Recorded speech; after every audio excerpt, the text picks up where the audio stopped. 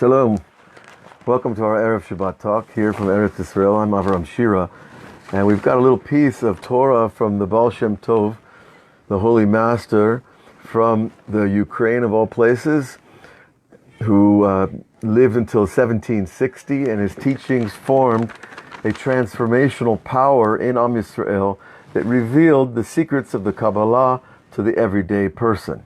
Now, these secrets are tremendously elevated ideas that are enclosed in the letters and the names of God, in the ideas of the mitzvot, and in the entire yearly cycle of the Jewish people. Shabbat is the completion of a cycle, a weekly cycle. Of course, then there's the Shabbat of 7 years called the Shemitah, where we let the fields rest and we let slaves or servants go free if they choose. And then, of course, there's the 7 times 7, 49 or 50 year cycle called the Jubilee, the Yovel, where all the lands go back to their original owners. And there's this reset. It's literally, and this real estate reset takes place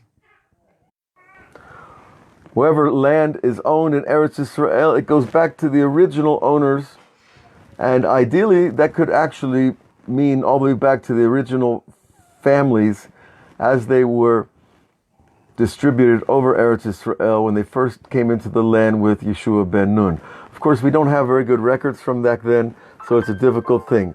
But the concept still stands. The concept and the idea is this idea of reaching a completion to begin a new cycle. Now we've hit 5780 in the Jewish calendar, 5,780 years. And we've hit this wall, if you will, with this plague that's kind of forced a reset on humanity. A reset in our thinking, perhaps in our economic systems, perhaps in our health systems, perhaps in our travel manners. Everything is being challenged right now. But we have Shabbat. Shabbat doesn't go away. So this is our chance to take a break and take a rest and take a look. What the Baal Shem Tov wants to teach us today is about a thing I call the cosmic embrace. It's when the forces of creation unify with that which was created. In other words, there's always a giver or a creator and a receiver, the creation. So the creation, of course, is us. It's the land, it's the earth, it's everything in the physical realm is a receiver of the divine light. So we're all essentially, in the classic metaphors of the Kabbalah, we are the bride. We are the woman who is being married to the king of creation. We're receiving life force from him. And this union reaches its apex on Shabbat. And it's an amazing thing. When you study it inside and you see all the levels and all their names and all the interlinking facets of the light and the power, you can see why it's called, the Kabbalah is called a science. It's not simply another metaphysical program for understanding, but rather it is a science of the way God and his names are used as expressions, channels of power to transform the physical world. Okay, that's all very wonderful and beautiful. The Baal Shem Tov comes along and says a radical thing. He says, when you, an individual, rise up one level in holiness, it's more precious to God than when the whole universe unifies on Shabbat. How could that be? Think about it. If you rise up one level, if you give up one bad thing in your life, if you achieve one new level of holiness in your everyday behavior, your practices, your spiritual service, or your physical service for that matter, that's more precious to God than this whole cosmic wedding that's taking place every week on Shabbat. How can that be? Okay, so we have to understand a few terms and ideas to answer this question. The first idea is that when holiness comes into the physical realm, automatically it gets attacked. Now, attacked is a tricky word. It gets prorated to be used for something else. For example, your father, your mother, your boss gives you a check and you get money. That money has power. And you can do good with that money or you can do not good with the money. So what will usually happen is you'll get the check and you'll start thinking of things to do with the money right away that aren't necessarily the best for you. And so that's the idea of what I mean about the attack, that the other side knows when good things are happening. And so he wants to jump on that power, jump on that light, and misdirect it from its purpose. God doesn't give us blessings in order to misuse the blessings. He doesn't give us speech to misuse speech. He doesn't give us our bodies to misuse our bodies. He doesn't give us alcohol to misuse alcohol. He doesn't give us anything to be misused. But when we do, and we have free choice, that's tantamount to taking the spark of holiness and driving it into a dark place. So what happens on Shabbat is all the negative powers are put to sleep for a day. It's a form of I want to call it a trance, but it's a sleeping trance, where really the negative forces do not have power over our personalities on Shabbat. Now you could say, I've seen plenty of people fight and argue on Shabbat. But that's an individual thing, because a person has not fixed something and they have extra issues to deal with. But for most people on Shabbat, they do reach a higher level. All right. I think I've seen now during this whole Corona period that people are behaving better to each other than they normally do. That's another example. Okay, but anyways, on Shabbat, this higher power gets to have some rest. We have menucha, we have peace and rest on Shabbat. Peace and rest from what? Not just from work, but from the negative powers that want to take our life force and use it for the wrong things. I know many people that smoke cigarettes, and they say when Shabbos comes, they don't even have to think about it. They put out the cigarette. For 24 hours, it doesn't even occur to them that they're a smoker. Okay, after Havdalah, they want to light up. Fine. But the fact that their desire to smoke is taken away from them on Shabbat is a sign of the power, the winning of the Kedusha over the negative forces. All things being equal, that we accept that smoking, tobacco with 220 chemicals in them is not exactly the best thing or the purpose that God put tobacco on this planet. That's just one example. But our question is, if one person rises up one level, how is it greater than this whole cosmic unification, this wedding dance between the giver and the receiver from the creator and the creation? Well, it's greater because of this. The Shabbat process is an automatic thing that happens every week on its own, and we're invited to join it. But when you as an individual go out and decide, I'm not going to smoke cigarettes anymore, or I'm not going to do whatever I do that I shouldn't do that's not truly appropriate for the level of my soul. When you do that, you destroy negative forces in their place. You stop negativity in their tracks.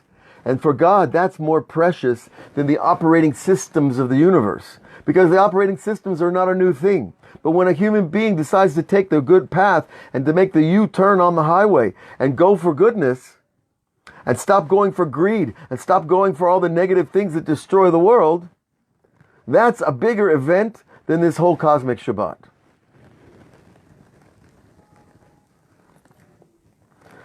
And it's something to be very thoughtful about and to be grateful about. That we have that chance. We have that chance to make a difference in the world. And this is how we do it.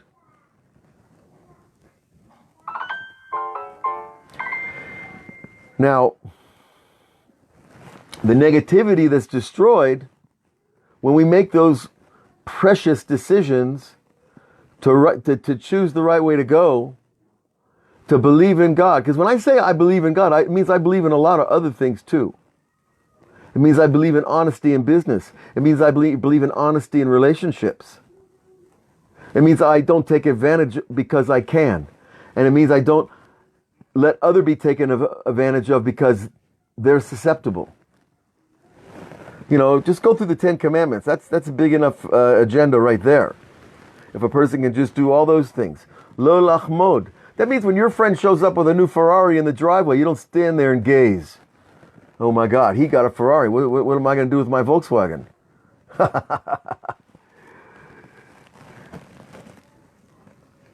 But I thought of another example where this happens. And the Rebbe, the Baal Shem Tov, tells us that oftentimes the tzaddikim have to go out and lower themselves in order to elevate themselves. And he gives the classic example from the Zohar that sometimes a log is in a fire and the log wants to go out.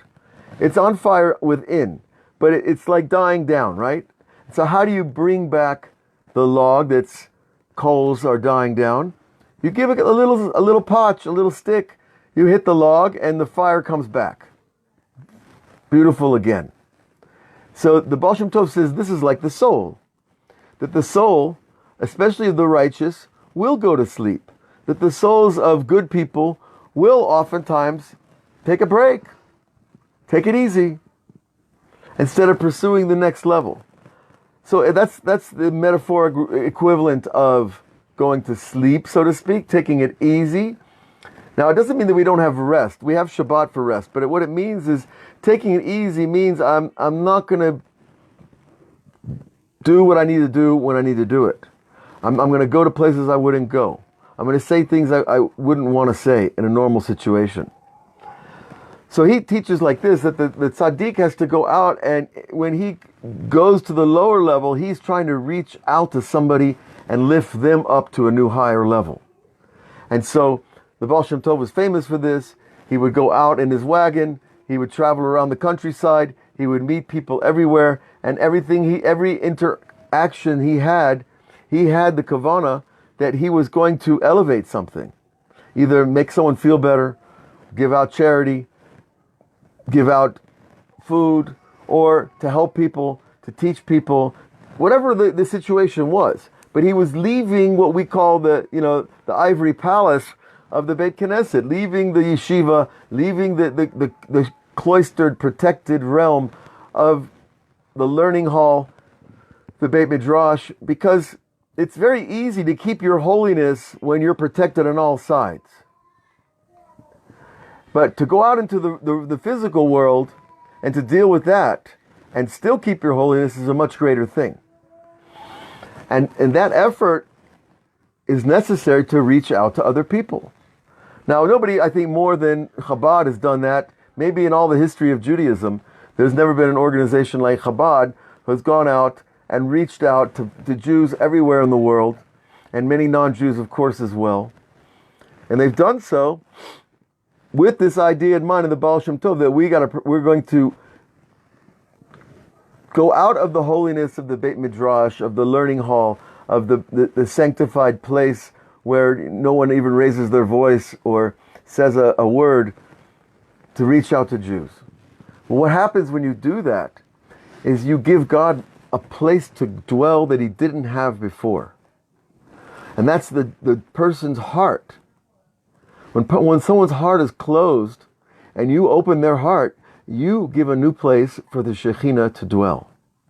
And that's more precious than this whole cosmic dance of Shabbat. Now, Shabbat is precious. Anybody who's kept Shabbat has felt the difference in that day and than all other days. But still, just to get an idea of what's precious to God is when one person is illuminated out of the darkness. When one little log is kicked in the fire and it wakes up to the warmth and the fire of a connection to God within.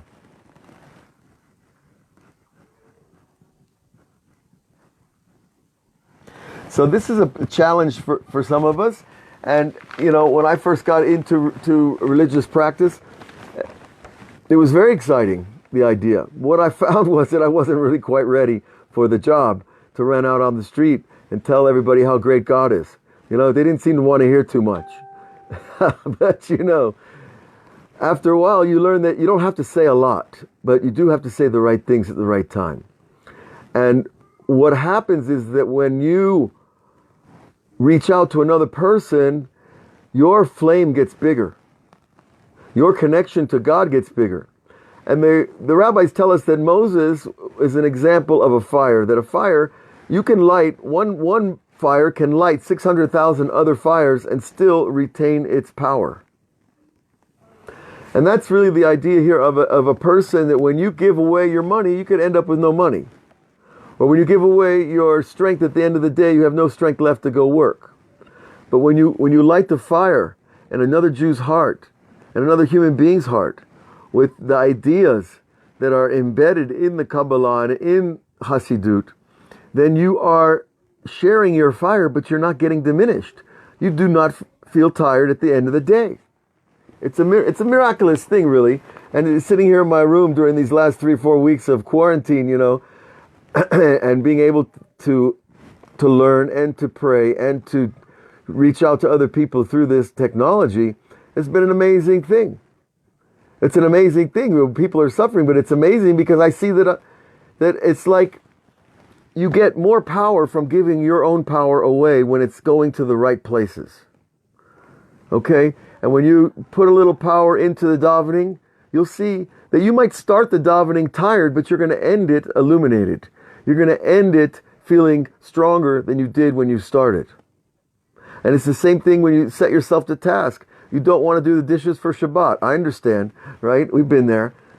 But after you do the dishes, you feel much better than you did before you did them. What's that? Is it a simple sense of achievement that I did the dishes? No, it's not really.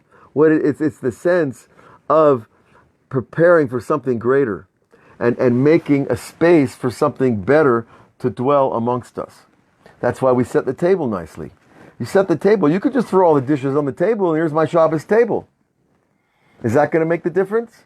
No, you set the table beautifully in order, because the order on the table reverberates a new order in the mind. And if I have chaos in my external life, how can I expect to have peace in my internal life? So I need to have order in my external life in order to have order and peace in my internal life. And that's why we fix your room up, we make the bed, we put the clothes away, we do all the little things, clean up your workshop, whatever it might be, and automatically the external order reverberates back internal peace and order within. And that's the naicha, that's the rest of Shabbat, when things are in order.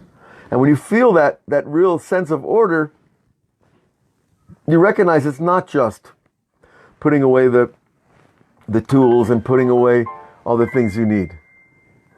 But I do think that anybody can taste it with one tiny bit of effort. And that's what the Baal Shem Tov is saying. Make a little effort and you're going to see a change in your life. Just don't turn on the TV one Shabbat. Don't answer the phone one Shabbat. Try that. Or try to make a special meal for your family one Shabbat, where nothing else happens and everybody's focused together. Those little steps are going to produce a warmth and a fire in the heart that will see you through to the next level and the next level. And that's how we take it, one step at a time. We're not trying to keep this whole Torah at once. It's too big. We keep it moment by moment. So God bless all of you, your families, and you should be protected. This week I posted something that I received from others, including a family member who said that his friends were healed from the corona by frankincense. It's one of the 11 spices brought in the Beit HaMikdash on the altar of the incense. And frankincense, which is called Levona in Hebrew, it's from a bush. It's a tree, but it looks like a bush. I don't know. And it's a resinous type of material that you can burn as incense, or that you can make gum out of it, or you can make tea out of it. But these people seem to be getting healed in Israel using this stuff. So I just want to pass that along. Check it out. There's articles written about it. It's not, well, let's put it this way. If it was the secret solution, it would be much better than taking a shot from the World Health Organization, I'm sure. God bless all of you. We'll see you next week on Patreon, on YouTube and Facebook. Shabbat Shalom.